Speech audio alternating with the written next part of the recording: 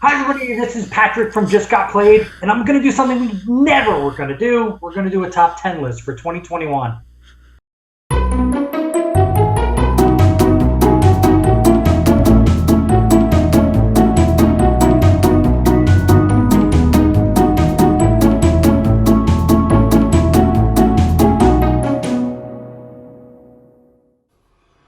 Just Got Played's top 10 games of all time of 2021. Steven, can you tell us a little bit about how your brainiac mind assembled our top 10? It's pretty simple. I have a system. I ask everybody here to send me their top 50 games in ranked order, and not a single person did that. But I did get the data that I needed, and so I was able to collect all of that, have everything scored, and out of that came the top 10 of all time Just Got Played games. Every game on this list was on at least 3 people's lists, and the ones at the top were on even more. And I would like to add that Cory and Brian are not with us, unfortunately, but otherwise we're complete here, showing everyone from Just Got Played. Steven, if you don't mind me getting the ball rolling with you, number 10 was Role Player. Number 10. Absolutely, Role Player. So Role Player is a 1 to 4 player game, plays in a little more than an hour. It's from Thunderworks Games. And it's mostly a dice drafting game. So you're drafting dice and you're making a role-playing character. So you've got a class and you've got attributes that you're trying to match the dice to. You're buying equipment, weapons and armor. You're getting skills. You're trying to match your alignment. So it's got this fascinating theme to me of creating this character. And then if you have one of the expansions, so I personally, my score for this game is raised with the Monsters and Minions expansion. That adds a 5th player if you're interested in that. But it also allows you to use your character to do some things. So while you're creating your character, you can kill some minions, and at the end there's a big boss fight where you can get some extra points, use your character to smash that boss. And I am not the only person here who likes this game. It's true. It's true. I love this game. So I'm a big fan of drafting in general. And so this game takes that, combines it with a lot of luck because those dice are just all over the place.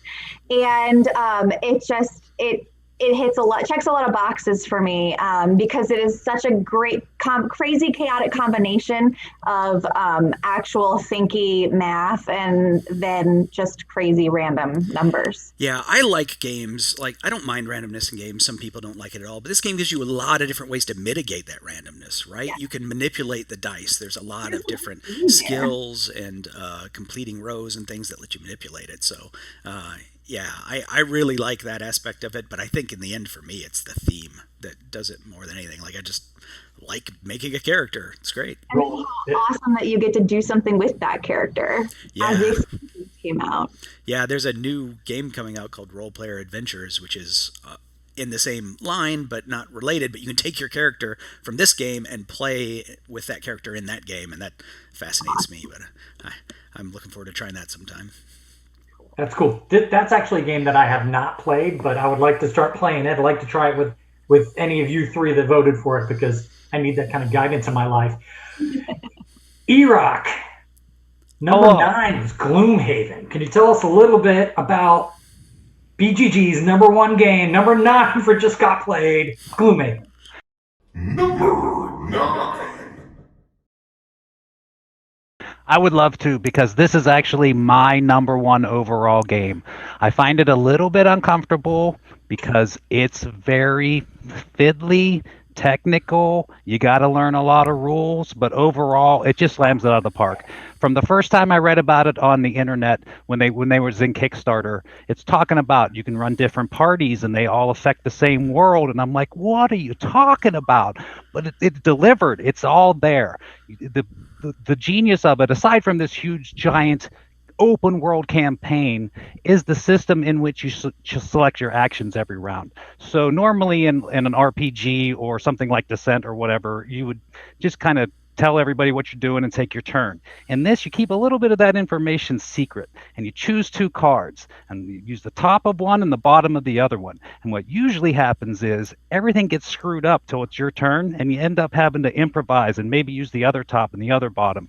But it's that interplay between all of this that really brings the game to life. The discussion that you have before every round, I think I'm going to go a little early. I'll try to kill that guy. Okay, well, I'll hang back.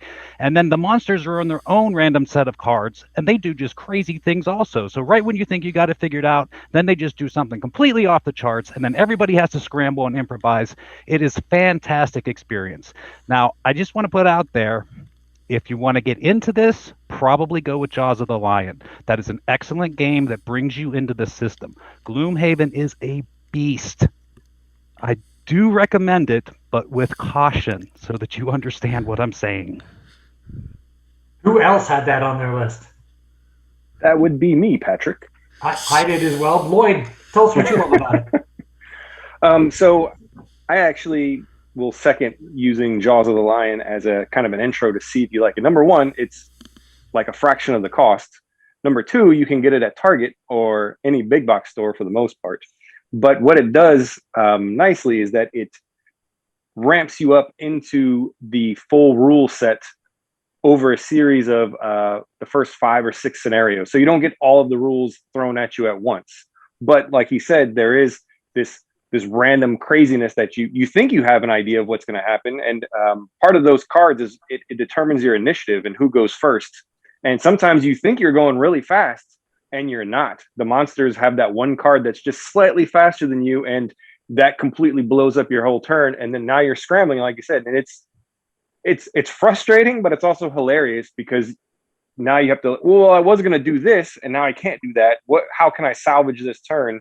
And, you have your little secret objectives that maybe don't necessarily line up with the team, but it's not a trader mechanic. You're just trying to go out for yourself a little bit to get those little extra perks to level your character that will ultimately help your team, but it may not be the best thing to do. And then, you have like coins laying on the ground and you're like, should I go get that coin over there? I really should go kill those guys, but the coin, I want a coin. So we have a player in our group that no matter what, if there's a shiny on the ground, he will go out of his way 10 spaces to get it. And he's always the last one to die because he's never where the fight is. He's always where the fight was. So I've only played like full Gloomhaven on the through Steam, but that's why I got Jaws of the Lion, just because accessibility. But the overall mechanics are the same. There's some different characters in there, but yeah, overall it's a really interesting experience, and I really love the mechanism of the cards. And basically, as your cards dwindle, you start to lose, more and more time. That's the other like interesting mechanism that's in there. Yes. And that's always when you long rest and you're like, oh, which card do I want to get rid of? I need them all. I picked them all. I need them all. So I love it too. Tiffany, you said it was on your list too, right? Oh yeah. It's been the pinnacle of excitement in my home for way too many nights over the past couple of years. But was it as exciting as our number 8, Clank? Number 8. Tiffany. Oh my goodness, Clank. I'm going to talk about Clank for a little bit. So Clank is a deck building game for between 2 and 4 players. Take you between 30 minutes and an hour to play it. It's best for people 12 and up. In Clank, you'll travel into a dragon's lair to steal artifacts, but be careful. Each choice that you make results in Clank being added to the bag, and too much noise will draw the attention of that dragon. Part dungeon crawler, part deck builder, this adventure game will keep you on the edge of your seat as you try to get in, get loot, and get out as quickly as you can. Clank, I love this game. It's a lot of fun. I will say the first several times I played it wrong, and it made it very punishing, and it was horrible. And then after someone showed me the right way to play it, I was like, holy crap, this is the easiest thing in the world. I was wrong. But it was a lot of fun. I love deck builders. I love games where you get to pretend to be an adventurer and you're going on this trek and and with buddies that are, it's a friendly game. It's fun. The damage is kind of collaborative. It's spread out among the people whose noise was in the bag. But at the end of the day, you want to get your treasure and get out before everyone else does. And if someone gets in your way, that's a problem. So it's a lot of fun. It's a lot of fun. I know that was on Cory's list too, but it's also on Eroc's list, right?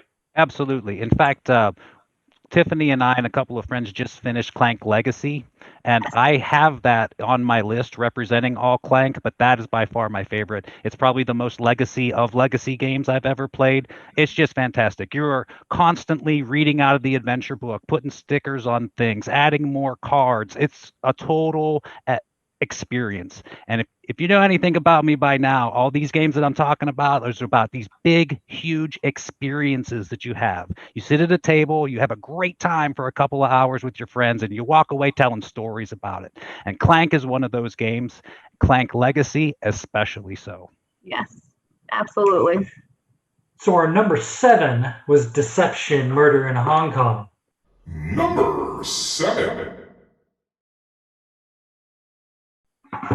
And I'm going to tell you a little bit about that. It's kind of a social deduction game. There's a murderer in your midst, and there might be an accomplice, and there's a couple other character profiles in there. And there's a forensic scientist in there, and everybody puts their head down, and the forensic scientist and the murderer and maybe the accomplice point out what a mode of death is and a murder weapon, or the status of death and the murder weapon. And then everyone puts their head back down, and everyone lifts their heads back up, and you're in a table full of people that don't know anything. There's a line of cards that are set out for there's 4 or 5 cards, and then the forensic scientist places a plastic bullet, down on one of the icons on each of the cards that's supposed to kind of sort of direct you towards solving the crime or the murder. And they can't speak. The forensic scientists, although they know the answers, they can't speak. The only thing that they can do at this point is, after a round of deduction, everyone's allowed to kind of plead their case. And after that round of deduction, the forensic scientist can remove that card and then put another one down that might lead you a little bit more to the murder. So that's essentially how to play. I like it because it is so incredibly easy to teach, and it's a game that I've never sat down and played this game only once. People will want to play this game usually 2 or 3 times in a row, in my opinion. And if I can keep everybody's attention and add a little social deduction, I'm a sucker for social deduction. Add a little social deduction in there without hurting anybody's feelings, I'm all about it. Now, who else had this on their list? I definitely had this on my list. So I play with a lot of non-gamers. Most of my family do not play any games. So the reason why Deception ranked very highly on my list is because I can play it like always. So it's one of the few games that I can just go to people that don't play games, like the majority of my family, and get it to the table that I haven't got bored of. So Dixit and some other games that I was able to get to the table at a certain point, Avalon and those kind of things, I liked until we played it 1,000,001 times, and then I had to hide it so that they would be like, "Oh, where's this game?" I'm like, "I don't know. I lost it." So I never had that with Deception. I like storytelling, and I felt like the game kind of lends itself to that as well. And so that's also why it kind of ranked on my list. I like the crazy murder scenarios and try to encourage the players I'm playing with to craft crazy stories of what they think happened. Yeah, I agree with you on all parts for that. Now, our number, what is that? 1, 2, 3, 4, 5? Our number 5 on the list? Is that where we're at? 6. No thanks. 6. We're at 6. We're no thanks. Number 6. Eric Little, you introduced me to this game. tell me a little bit about No Thanks. Okay. So No Thanks is a 3 to 5 player card game where the goal of the game is to have the most points at the end of it. And the deck is 33 cards, and your turn consists of either saying no thanks and spending some of the in-game currency for that right to say no thanks, or taking the card that's in front of the table with everybody. And as that currency gets spent, they stack up on the cards and eventually incentivizing them. So like I said, there's 33 cards and they're numbered 3 to 35. So if you take the 3-point card, you just get 3 points. If you take the 35-point card, you get 35 points. And remember, your goal is to end the game with the least number of points. So typically what'll happen after, everybody just keeps saying no thanks, eventually that 35 card is going to start looking pretty great, because it's going to have a pile of chips on it that then you're going to take, that then gives you more ability to just pass in future rounds and maybe not take so many. And the only real, it's a complicated rule that's in the game is that if you have sort of strings of cards, they reduce your, or they kind of stack on top of each other. So if you've got the 15 and the 17, you've got 32 points. But if you have the 15, 16, and 17, you now only have 15 points because they all kind of string together. So there's some push your luck there in that some of the cards get removed at the end of the game or at the beginning of the game to provide variability. So the 16 may not be in the deck, and that's always a risk you're taking if you take the 15 and the 17. You're probably going to be able to link them together, but maybe not. And maybe somebody at the table is just going to be a jerk about it and take the 16 just to stop you from being able to chain them together, which is always a lot of fun. So I mean, that's the game. I know I can tell you what I like about it. I like it a lot. One of the things I like about it is a tiny game. It takes about 20 minutes to play, and you can teach just about anybody to play it. I mean, like Andrew was talking about Deception Murder in Hong Kong. It's one of those games I've taught my in-laws, I've taught my parents, I've taught my grandparents. It's a great game to end the night with, or if you're waiting for people to show up, it's great for that. And it's really, really easy to teach. So yeah. Who else? Steven? I am a big fan of this game. So am I. And I think, what you were saying about the strings of cards is what really makes it super interesting when I play with my group, right? Because you can take a high card like the 29 and then the 30 comes up. And really probably nobody wants the 30. So you just keep passing it around the table because it means no points to you for you to take it. But nobody else wants it. They'll keep putting currency on it, right? So you've just got to decide, like, when am I going to take it? Because eventually somebody else will take it. Eventually someone will say, well, there's enough coins on it, I'm gonna take it, and I'll hope the 30, 32, 33, whatever come out, and I'll get the string above that. So there's that sort of kind of bluffing, and some people play this with hidden the coins hidden, so you don't know. I think that's what you're supposed to do. Yeah, some people play it open, some people play it hidden. Yeah. And if you play it hidden, right, like you could say, oh, I'm going to pass this card around the table. Like, yeah, I've got the 19 and the 21, but I'll pass the 20 around because nobody's going to want that because they can't make a string with it. But somebody will be out of coins and they'll have to take it, and then you screwed yourself, right? So I really, I like a lot about this game. And, E-Rock, you like these epic storytelling games, so I know this is for you. No, this is not like that. But you should give it a shot because it's a fun, and it's great as a filler too, right? And we play it more than the player count that the game says you can play with. We just have a few extra chips for currency, and it works fine. Oh, that's cool. I didn't know how it would work if you tried to do more. Yeah, it works just fine. It's a great game, but I think Tiffany would think Race for the Galaxy, our next game, would be even better. Number 5. Tiffany, tell us about Race for the Galaxy. I'm not gonna lie. I think it's slightly better.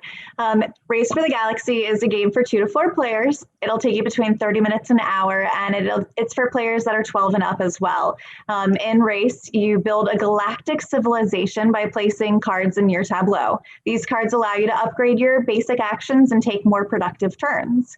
Choosing what cards you use to build your strategy with and what cards to burn to take those actions with will cause you some hard choices, but you need to make it sooner rather than later because the sooner you build your civilization, the sooner those points start rolling in. And that's one of those in-game qualifiers, is once a certain number of points have gone, and that starts ticking away. And this is a game that really kind of comes down to the wire for me. And oftentimes it's like 1-2 points or 2 turns are going to make all the difference. And so it kind of keeps you on the edge of your seat, hoping like, do I get my engine quickly enough? Do I get it going so that I'm able to build what I need to build before the other player puts us over the limit on cards, or we've taken too many points from the pile.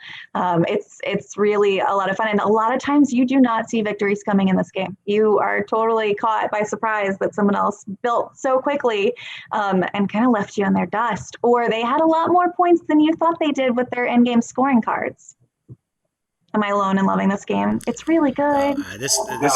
This is better than No Thanks, I think. I don't know. It's a really good game, though. I like this game. I like engine builders. I like that decision where you have to decide when you're going to shift from building your engine to running your engine, right? Because you can be, producing and consuming goods. You can be building up to settle planets. You can be trying to build a military to conquer planets that way, right? But at some point, you actually have to do those things. You can't focus on the engine. You have to focus on using the engine to get points. There are plenty of games out there that can just end on you, and you're like, wow, look at my awesome engine, but I forgot to get any points, right? And then you lose. And so that's one of the great things about this game. But this also has that other interesting decision with the role selection, because you can be looking at the role selection and say, I want to develop this turn, right? I want to build this development, and I don't need the discount for choosing development to build it, so I'm going to choose the discount for some other action. And then if nobody else chooses to develop, you didn't get to develop, right? So you've kind of got to pay attention, like, well, I can see that Tiffany's going to develop this turn. I know she's been saving up to do something, right? Like, I think she's going to, so I don't need to do it, right? And I always like that sort of reveal, what are we doing this turn, and is everybody doing what you thought they were going to do? And so that's, it's like a mini game in and of itself that makes this even better. Yeah, that reveal is kind of like that make or breaks your turn, because if you were counting on that thing and no one did that thing, and you can't do any of the other things that you planned because nobody else did that thing, you're kind of screwed, and it takes your feet out from under you. So it's a lot of fun in that way, in that really painful, gut-wrenching, I just wasted my time kind of way. No, I'm just kidding. It's not like that. It's really good. You should play. Yeah, it's interesting too, because this game is a little hard to learn. Like, the iconography can be a little bit much to digest, and like when you first see it. But if you see people playing it who know how to play, it's just bam, bam, bam, bam, bam, bam, bam, bam. It knocks it out really fast, and it's a really impressive design. It is. I play this game a lot on Board Game Arena, and sometimes when I'm just kind of killing time, I'll hop on with a random person, play a game in like 6 minutes. You can get through a game, and so I play a lot there. And it's very, if you're kind of at home and bored, and you're like, hey, let me give this game a try, you can find someone very quickly to play with you, and the computer helps you a lot with understanding that iconography and all that good stuff. So, but yeah, it is a great game. Yeah, and I would add that Roll for the Galaxy is also a pretty good game, and it's along the same lines. Although I think I prefer Race for a long time, and then I got addicted to Race because I love dice rollers. Oh, I'm a sucker for dice, but that's not on the list, so I'm not going to talk about it. Yeah. Maybe on our top 20 list. Andrew, our number 4 game is Battlestar Galactica, a game that is out of print, by the way, so you can tell that if it's this high on our list that we've all been gaming for at least a little while. Number 4. Andrew, can you tell us a little bit about Battlestar Galactica?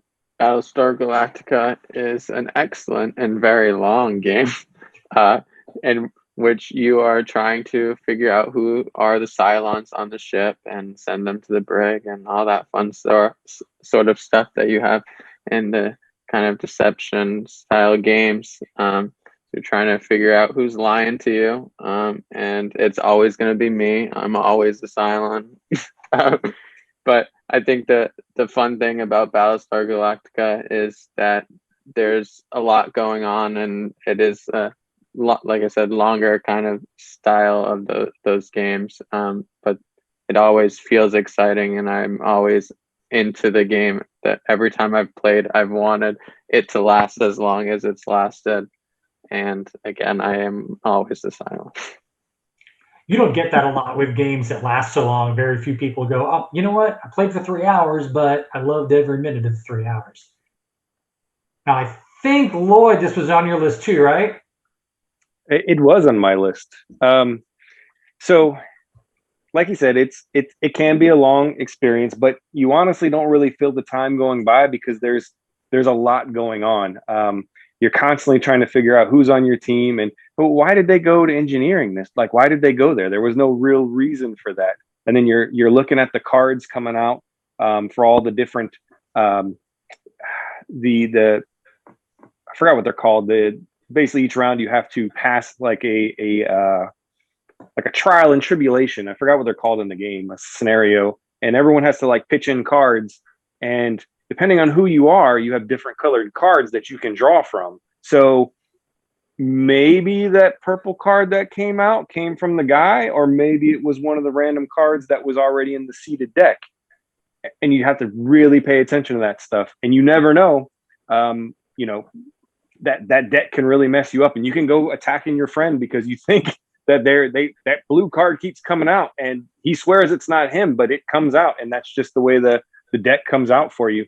It is hilarious, just all the arguments that happen. And even once somebody's been found out that they are a Cylon, they're not out of the game. Like, they still have, like, it opens up a whole new game for them that they can now play as an open Cylon. So part of that gameplay, if you are a Cylon, is trying to decide when is the time to reveal that I'm a tin can. When's the best time to spring that trap on everybody? And that's a big deciding factor, because if you do it too soon, then you might not have the resources you need. And if you do it too late, you may not be able to get to where you need to go because they've already figured you out and tossed you in the brig, and there's no way out now. So that timing is very important, and that's part of the tension. And as you're looking around, when you're not a Cylon, you're like, oh, when is it? This is the turn it's going to happen. Look at all those Cylon ships out there. This would be the perfect time. And then it doesn't happen. You're like, oh, well, why didn't it happen? So it's just, there's a lot of tense moments. And like I said, you don't feel like it's been 3 hours when you look up at the clock and like, wow, we've been playing this for a while. So it's a great game. It was on my list too. Now our number 3 is Champions of Midgard. Number 3. So Lloyd, tell us about Champions of Midgard. So Champions of Midgard is a 2 to 4 player worker placement. It masquerades as like this kind of Euro because you're putting little meeples on the board to do stuff, but then you get all these dice and you're rolling all these dice. The game lasts usually about 60 to 90 minutes. There's some expansions that increase the player count and add some extra bits to the game. But for the most part, you are kind of a Viking clan, and there's different spaces on the board, and a lot of it comes down to fighting monsters. And the way you do that is different places on the board will give you different types of dice, and the dice represent your warriors. So you got guys with spears, you have guys with axes, you have some other guys that have shields that are more defensive.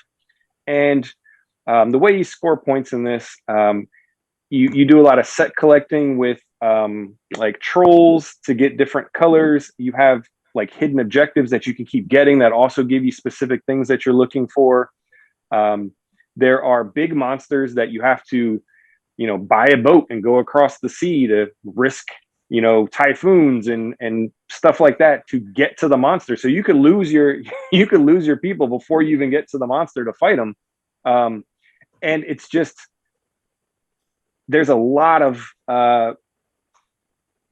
dice rolling for a game that involves all this kind of strategic planning of where you're going to go, and each round trying to figure out what is the best thing to do, and then it can all go sideways when you roll your dice and you just roll a bunch of blanks, or you roll a bunch of spears against the guy who is immune to spears. It's just, like I said, it masquerades as a Euro, but it's because of that worker placement aspect. But it's not. I think it's Euro trash. it's a little bit of Ameritrash mixed in there. And I always have a good time with it. It's one of my favorite worker placement games. It probably is my favorite worker placement game. E-Rock, it's on your list too, right? Yeah, absolutely. And I agree with Lloyd 100%. I just think it's fantastic. It just presents itself as this cute little Viking Euro, and then you get some dice in your hands and you get to fight the things, and it's fantastic. And I tell you what makes it awesome is I don't care how many people you play with, whether you play with 2 or 5, every round somebody's going to have one of these moments where they're just not sure about this battle. They're just not sure because they didn't put enough warriors in it, and they roll the dice and they're like, yes! And whether you're rooting for them or against them, it's exciting. It's another one of these like experiences that I'm talking about. This is a little bit more muted. It's more of a Euro with this added element to it, but still it just gives you that feeling like you're engrossed. You're into it. You want to see this person win or lose, and it makes a difference. Yeah, I think it's a very cool game too. I do feel like it has some combat aspects of a worker placement game, and I like worker placement games. I know, Lloyd, you do not, but and E-Rock, I would assume that you don't really like worker placement games generally either. You would assume that, but there's a ton of worker placement games on my list.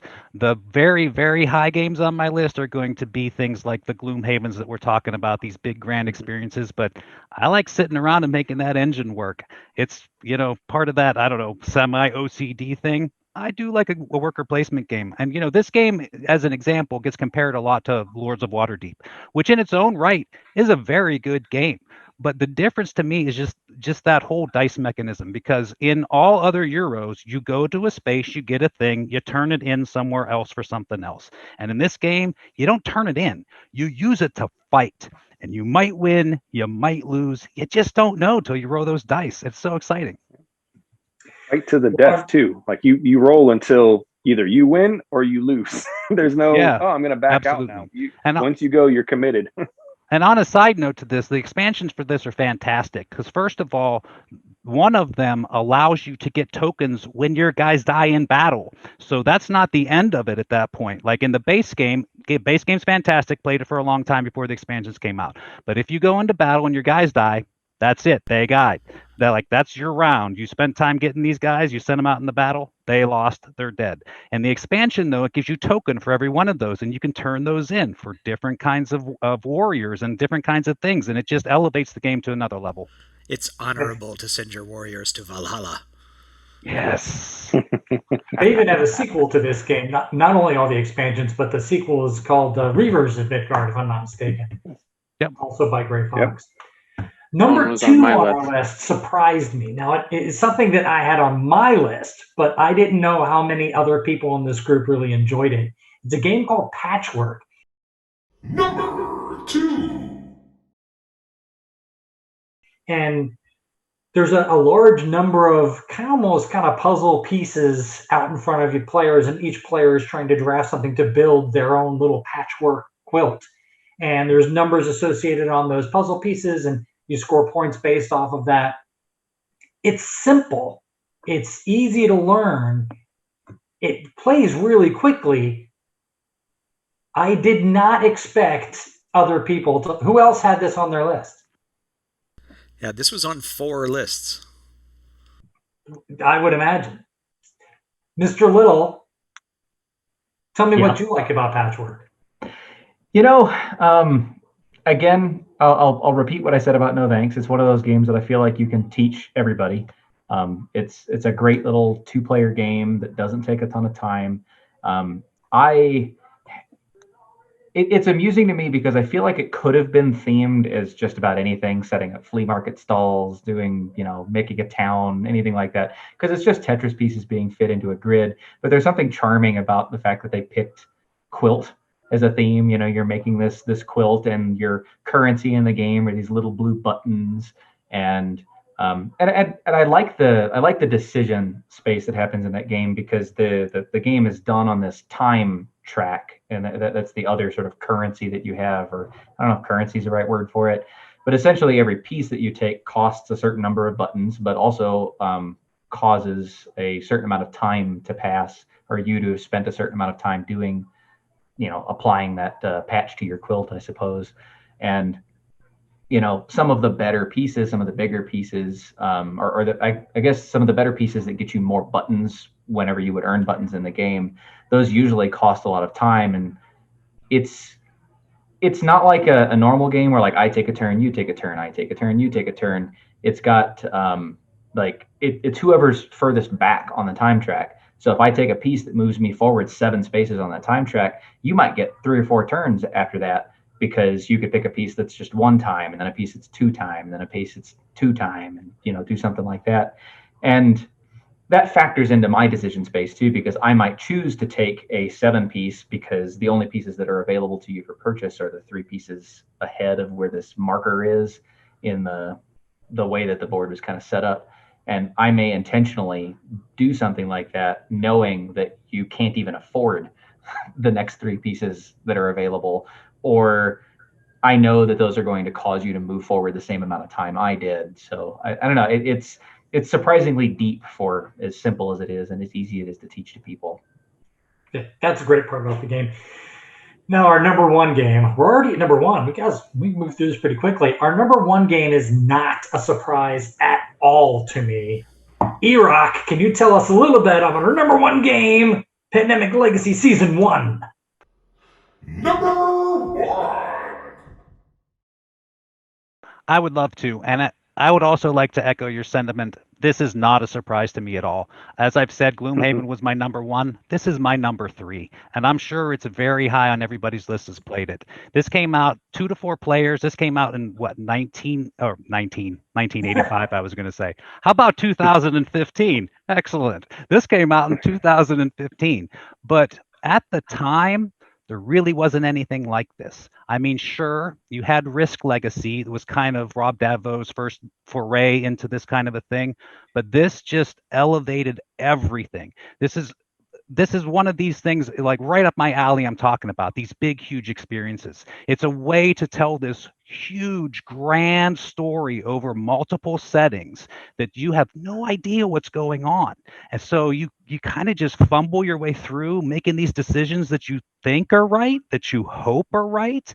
And then you get to the next month and, well, yeah, not so much. Now we got to deal with this. So I don't even know how to explain the effect this had on me and the hobby in general, really, because it just changed everything when this came out. Since this is where legacies come from. Like everything goes back to this, and nothing will probably ever feel like this did when it came out, as it just revolutionized everything. And I am absolutely positive that's why it's so high on everybody's list, just because it was such a game changer at the time. Who else had it on their list? I did. It was on 5 lists. 5 lists. Eric, why did you like it? I think E-Rock hit it on the head there. It's a great experience. I've actually I've played through it once. I did it with my wife, and we played a session once a week until we kind of made our way through it. And I'm actually playing it another time, like right now, we're on like August or something with another group of friends. And it's hard to bite my tongue and not be excited about what I know is coming next, because, and I mean, and that's that experience that he's talking about, that like, even when I know that it's coming, it's still exciting to know that they don't know that it's coming. And and some of the decisions that get made during the game, you're just like, oh man, you're gonna regret that. Yeah. And I think what makes Pandemic Legacy so good too, just in its own right, is that it was, Pandemic is in and of itself a solid base. It was a good game. It's simple enough to teach people. It's not really fiddly. There's nothing super complex, and then adding that kind of twist where the game changes from session to session, and the game also kind of, if you're doing too well, the game sort of punishes you for it. But then if you're doing poorly, the game tries to help you out. You get funding from month to month that allow you to add different cards to your deck, which, I mean, if you've played Pandemic, you understand that helps spread the deck out a little bit and makes it less likely that bad things are going to happen. But then also the cards that you're putting into the deck are good for you. So I don't know. It's excellent. I like it, and I would play it with multiple different groups just to see how it all plays out. Yeah, I love the game too. I think at least 5 of us really love the game anyway. All right, so really quickly, really quickly, I'm going to start with you, Tiffany. Can you tell me the game that you feel like should have been on this list? We have to go fast, so just tell us what broke your heart that's not on the list. Can I? Terraforming Mars. Right there. It's all I got to say. Terraforming Mars. How's it not on the list? It actually made the list, and I made an executive order that it was removed. Yeah, well, so that's gonna happen. Mine was Mansions of Madness 2nd edition. I think I would have gotten a lot more play out of this group if these people have played it. But how many of you played the game at Mansions of Madness 2nd edition? Not played it. I really enjoyed it. I think it would have ended up on more lists had all of us played it. That's your fault for not spreading the love.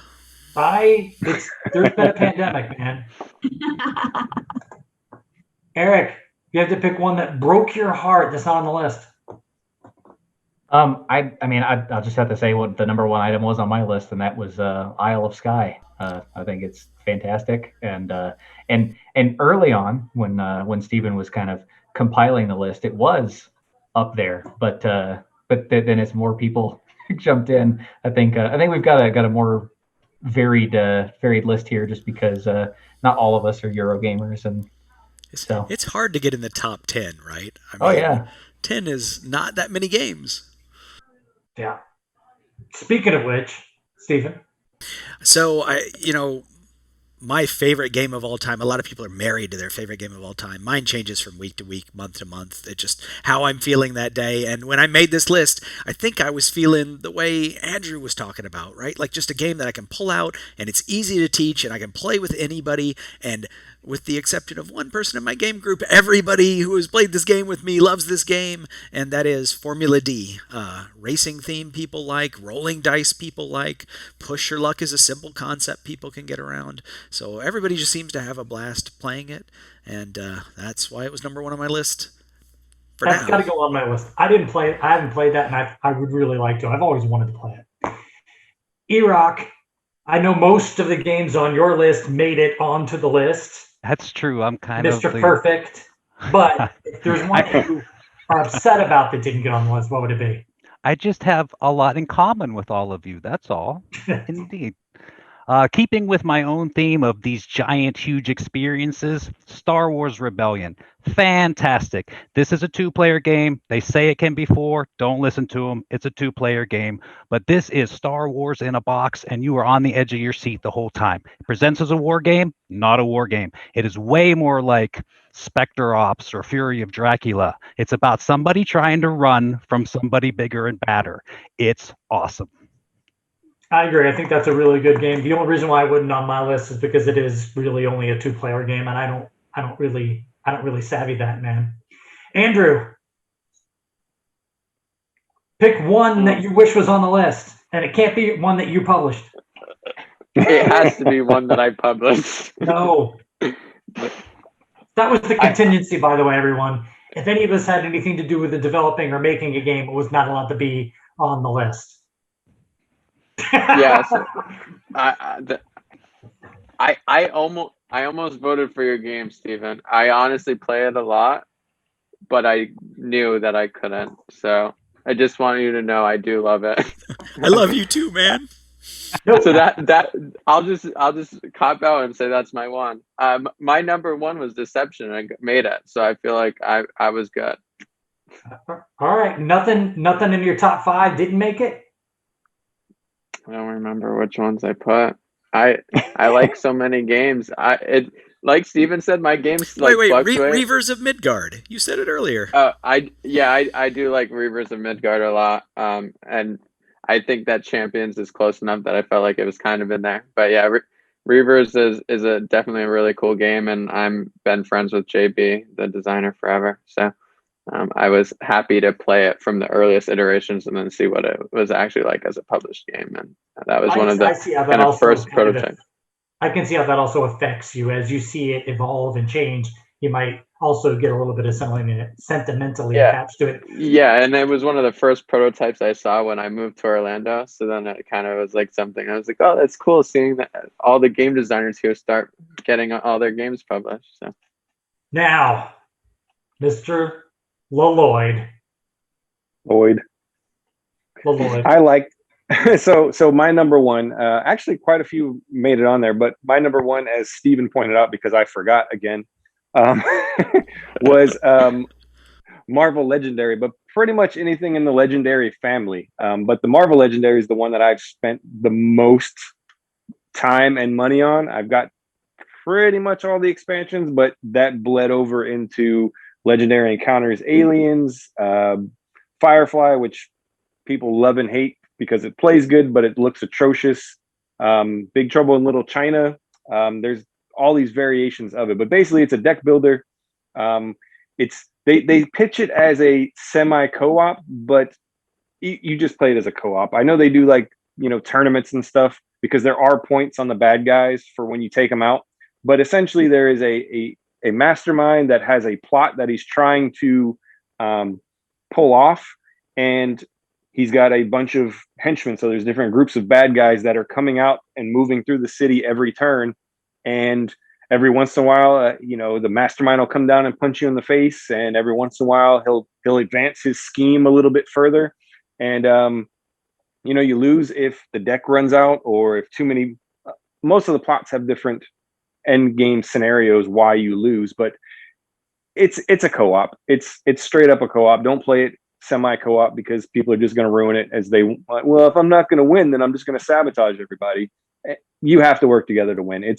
The points are stupid, but yeah, Legendary. Cool. I want to thank everyone here. This was a large undertaking, especially Steven, who kind of put all of this together, and Tiffany, who's hosting it. I really, really appreciate it. I think our fans will also appreciate it. I'm Patrick. That's Tiffany, that's Eric, that's Steven, E-Rock, Andrew, Lloyd. We wish Brian and Cory could make it, but they had prior engagements they weren't allowed to. So I want to thank you very, very much for watching, and stay tuned for more Just Got Played stuff. So that was our top 10 games of all time. How'd we do? See any of yours on the list? Any we missed? Let us know in the comments.